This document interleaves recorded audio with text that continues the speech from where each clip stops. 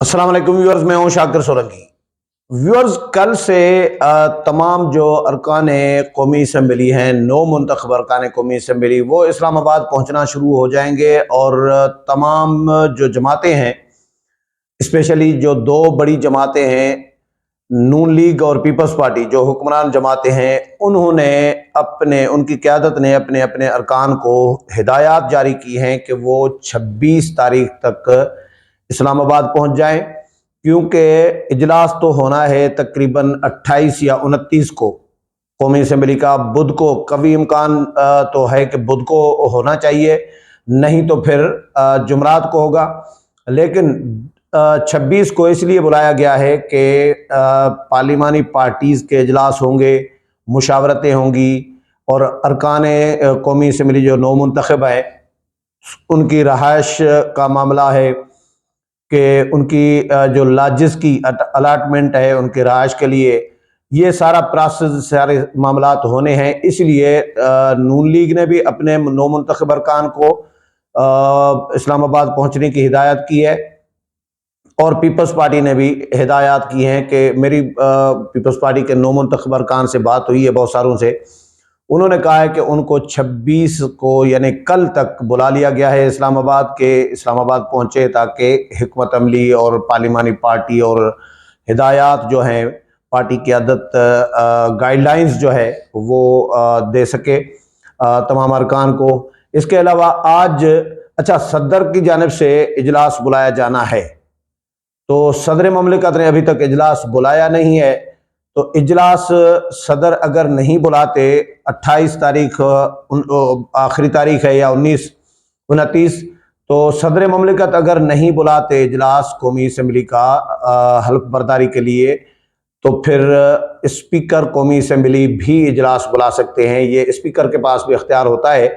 तो सदर ममलिकत का इंतज़ार किया जा रहा है आरिफ अलवी साहब का कि वो इजलास समन करें, कौमी असम्बली का सेशन समन करें, ताकि नौ मुंतखब अरकान कौमी असम्बली जो हैं वो हल्फ उठा सकें।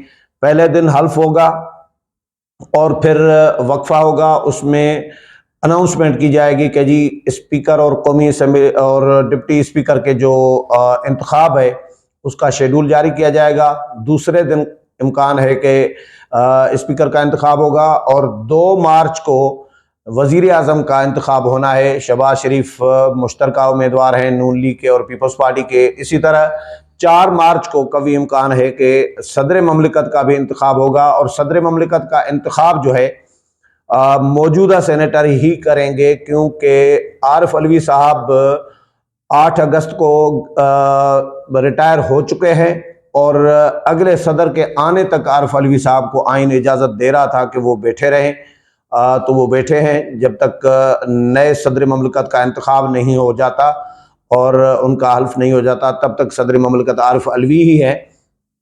इसलिए आरिफ अलवी साहब यानी तब रुखसत होंगे जब नए सदर ममलिकत आ जाएंगे। तो आसिफ अली जरदारी नए सदर ममलिकत के लिए उम्मीदवार हैं, मुश्तरका नून लीग और पीपल्स पार्टी के।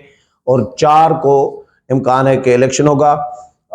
7 या 9 को शायद सेनेट का इलेक्शन हो, फिर 12 तक ये प्रोसेस होता है। 12 को सेनेटर्स हल्फ उठा लेते हैं, नई सेनेट जो है वो 12 को आ जाती है। तो सदर ममलिकत की जानिब से इजलास न बुलाने की सूरत में जो पार्लिमानी ज़राए हैं वो ये बता रहे हैं कि फिर स्पीकर कौमी असम्बली इजलास बुलाएगा। तो शायद कोई फड्डा शड्डा है, सदर इजलास नहीं बुलाना चाहते, पता नहीं क्या करना चाह रहे हैं, क्योंकि हैं तो PTI के सदर ममलिकत भी, और ये PTI की मर्जी और मंशा से काम करते रहे हैं, और PTI की खुशनुदी हासिल करने के लिए आइन भी पामाल करते रहे हैं, और आइन की खिलाफ वर्जियाँ भी करते रहे हैं। ऊट पटांग जो इक़दामात हैं या अहकामात हैं वो करते रहे हैं, पार्लियामेंट को और सियासी जमातों को तंग करते रहे हैं, कौमी असम्बली को, सेनेट को। मुखालिफ जमातें जो PTI की हैं उनको तंग करने के लिए कोई कानून साजी का करके बिल भेजा जाता था सदर के पास, तो सदर दस्तखत करने से इनकार कर देते थे। तो इस तरह की हरकतें ये सदर ममलिकत को वैसे ज़ेब देती नहीं है। अभी इजलास के लिए ऐसा लग रहा है कि कोई फड्डा चल रहा है, सदर ममलिकत शायद नहीं बुलाना चाहते। देखते हैं, सदर ममलकत बुलाते हैं या स्पीकर, लेकिन इजलास तो बुलाना ही है और नो मुंतखब अरकान ने हल्फ उठाना ही है। इसके अलावा एक और ख़बर, एक फड्डा पीपल्स पार्टी में भी इतलात ये आ रही है कि यूसुफ रज़ा गिलानी, मैंने पहले विलाग में बताया था कि यूसुफ रज़ा गिलानी चेयरमैन सेनेट के उम्मीदवार हैं, पीपल्स पार्टी में थे, कभी मजबूत उम्मीदवार हैं, लेकिन अब फिर खबरें ये आई ज़राए के हवाले से कि यूसुफ रज़ा गिलानी को सेनेट चेयरमैन नहीं बनाया जाएगा, बल्कि अनवारुल हक काकड़ साहब जो हैं निगरान वजीर आज़म, उनको कंसीडर किया जा रहा है और उन्होंने अपने घोड़े दौड़ाना शुरू कर दिए हैं। और क्योंकि आशीर्वाद तो उन पर इस्टेब्लिशमेंट का है, तो वो शायद पीपल्स पार्टी ज्वाइन करने जा रहे हैं और पीपल्स पार्टी ज्वाइन करके, सेनेटर वो ऑलरेडी है, पीपल्स पार्टी ज्वाइन करके फिर वो चेयरमैन सेनेट बन जाएंगे।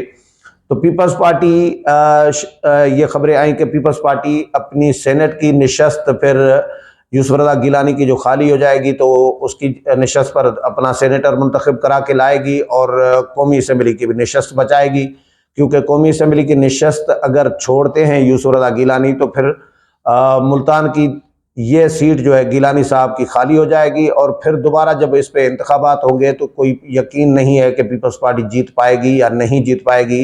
नून लीग भी जीत सकती है, सूबे में नून लीग की हुकूमत है। ये सारी कैलकुलेशन करके पीपल्स पार्टी ने के अंदर ये डिस्कशन चली है। लेकिन अब ये खबरें आई हैं कि जी पीपल्स पार्टी के जो सीनियर रहनुमा हैं, यानी यूसुफ रज़ा गिलानी पर बर्तरी हासिल हो गई, अनवारुल हक काकड़ को मजबूत उम्मीदवार वो हो गए गिलानी के बजाय, गिलानी सेकंड पे चले गए। तो ये पार्टी के अंदर खलबली सी मची हुई है कि पार्टी के जो सीनियर लोग हैं वो इसकी मुखालफत कर रहे हैं कि भाई अनवारुल हक काकड़ तो दूसरी जमात का बंदा था, बीएपी का था, तो वो किधर से पीपल्स पार्टी में शामिल करके और उनको सोलो फ्लाइट करके वो आ जाएंगे और उनको जो है चेयरमैन सेनेट बनाया जाएगा। तो यूसुफ रज़ा गिलानी चेयरमैन सेनेट बड़ा ओहदा है, बहुत बड़ा ओहदा है चेयरमैन सेनेट का। तो पीपल्स पार्टी के सीनियर जो लोग हैं वो ये चाह रहे हैं कि ये ओहदा पीपल्स पार्टी के अपने बंदे के पास होना चाहिए और यूसुफ रज़ा गिलानी इसके लिए डिजर्व भी करते हैं। तो यूसुफ रज़ा गिलानी का इस वक्त स्टेटस ये है कि आइन में यह लिखा हुआ है कि जब कोई मेंबर, फर्ज करें कोई सेनेट का मेंबर है और वो कौमी असम्बली का या सूबाई असम्बली का इलेक्शन लड़के आता है, कामयाब होके आता है और इलेक्शन कमीशन ने उसका नोटिफिकेशन भी जारी कर दिया, जिस तरह अभी सबका कर दिया है, यूसुफ रज़ा गिलानी का भी कर दिया है।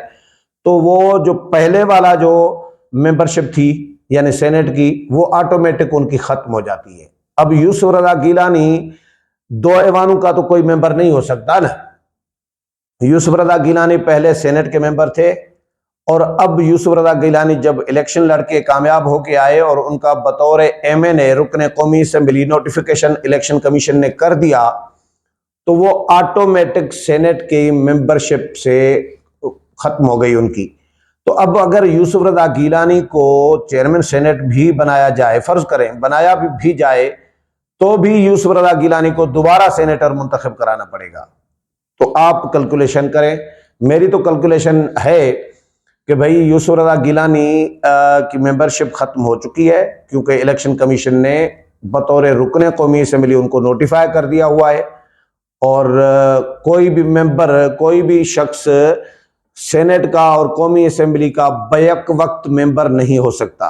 तो यूसुफ रज़ा गिलानी नोटिफाई हो गए बतौर एमएनए, तो सेनेटर कैसे रहे? सेनेटर खत्म हो जाता है। ये आइन में लिखा हुआ है कि जो पहली जो निशस्त उनके पास थी वो ऑटोमेटिक उनकी खत्म हो जाती है। अब देखते हैं, लेकिन अभी इसमें भी तनाज़ा चल रहा है, पीपल्स पार्टी के अंदर भी फड्डे शड्डे चल रहे हैं। देखते हैं कि किसको बनाते हैं चेयरमैन सेनेट। आज सिंध असम्बली का भी इजलास हुआ, बड़ा ज़बरदस्त हंगामा खेज इजलास हुआ। एक जमहूरी रिवायात जो होती है कि भाई मुकाबला भी, स्पीकर का इलेक्शन हुआ, अवैस शाह जो हैं खुर्शीद शाह के दामाद और भतीजे, वो स्पीकर सिंध असम्बली मुंतखब हो गए हैं। आज 111 वोट लिए हैं और इसी तरह एमक्यूएम ने उनके मुकाबले में खातून खड़ी की थी और वो हार गई। तो अब जाहिर है फिर ओथ भी हो गया है। आज मुराद अली शाह ने भी ओथ ले लिया था। तो मुराद अली शाह वज़ीर आला के उम्मीदवार हैं। अब आगे प्रोसेस वज़ीर आला के इलेक्शन का होगा। तो ये हुकूमत साजी का अमल जो है अब बाज़ाब्ता तौर पर पंजाब असम्बली में हो चुका हुआ है। स्पीकर का इलेक्शन और डिप्टी स्पीकर का भी। इसी तरह 28 को खैबर पख्तूनख्वा असम्बली का भी इजलास तलब कर लिया गया है। तो ये इजलास भी तलब किए जा रहे हैं और कुछ प्रोसेस हो चुका है। हुकूमती जो हुकूमत साजी का अमल जो है कुछ प्रोसेस हो चुका हुआ है और कुछ आने वाले दिनों में अभी मजीद होना है। उम्मीद है प्रोग्राम पसंद आया होगा। अगले प्रोग्राम में फिर मुलाकात होगी। तब तक इजाज़त चाहता हूँ। अल्लाह हाफिज़।